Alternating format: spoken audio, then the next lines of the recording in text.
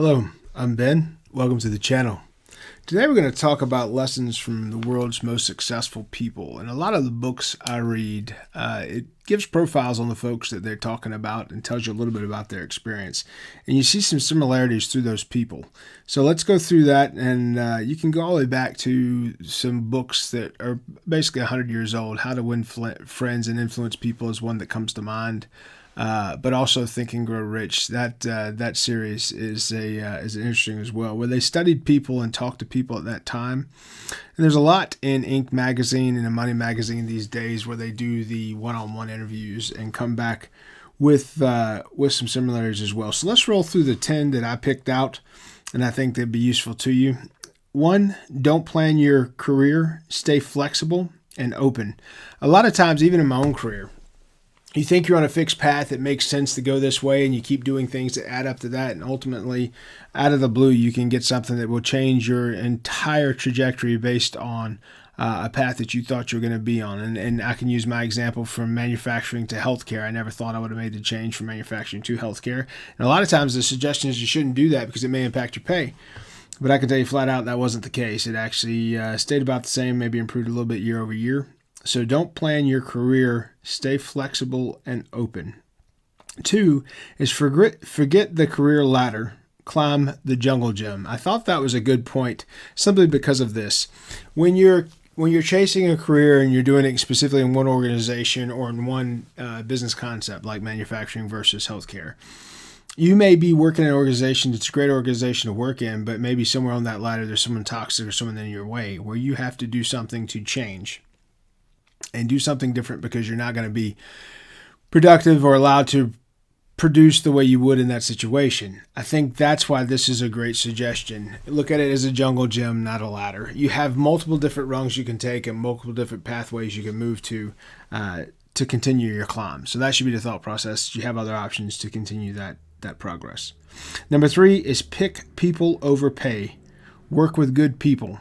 Don't focus on money. I think that's huge, especially when you're younger. So when you're younger, you have less bills, you have less things that you've stacked up against yourself that requires that you have pay, right? So you can work for less pay. That should be a key coming out of college or coming out of high school, or you're coming out of a trade school when you're very young. Pick the best people that you want to work with. Pick people of good character that have great earning potential and mirror them. Work with them, mirror them, get in that situation where you can pick people over pay. And I would say this too, from a leadership perspective, if you can pick your leader throughout your life based on the role you're going into, that is a fantastic way to build a career that's successful versus one where you feel unheard or unfulfilled or something like that where you don't get the support you need. So pick people over pay. Number 4, do every job as if you'll do that job for the rest of your life. Stay focused on the current role. You hear me say all the time, act like you're going to do this until you retire or you die. If you do that, you're putting your best work forward. You're not thinking there's an end date in sight. You're just going to do this much because on this date you're going to do something else. By focusing on the role you're currently in and being the best you can be at that, you're going to have a great impact. You're going to create what we call best practices. You're going to create an environment where people are excited about the role you're in and about what you're doing in that role. So do every job as if you'll do it for the rest of your life. Number 5, do the job you are supposed to do,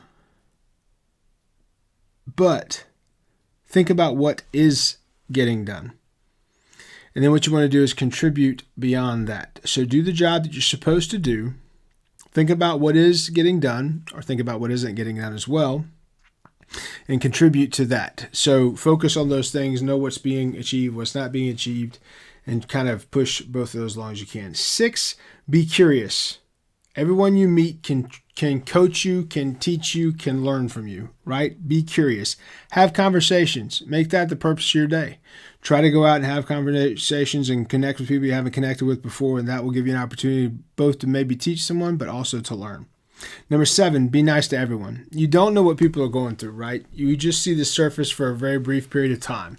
So be nice. You never know what will happen from that. Being nice is just good in itself. It's a gift to yourself because you don't feel anxious or angry.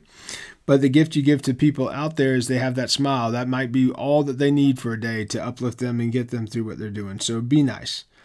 Number 8, listen more than you talk. If you listen to people, you can learn what they're thinking, you can learn what they're doing, you can learn what they're saying better than what their words are going to say. So I often say actions speak louder than words. If you're not listening and observing, then you're not paying attention to those things. So listen more than you talk. 9, to lead, line up your followers. To be a leader, you have to have followers, and leaders cultivate other leaders. So if you want to have followers and people that listen to your message and believe in you, support them, move obstacles out of their way, and line up your followers. That's how you do it. You show them support and you coach them through difficult times. Number 10 is be honest and true. Do what you say you will do. I cannot harp on that the most. The weakest leaders I've ever met or known were awful at this. They didn't do what they said they would do, and later would try to hold people accountable for their failures. But being honest and true and doing what you say you will do, it will give your team the ability to be stable, to feel secure, and have the feedback they need.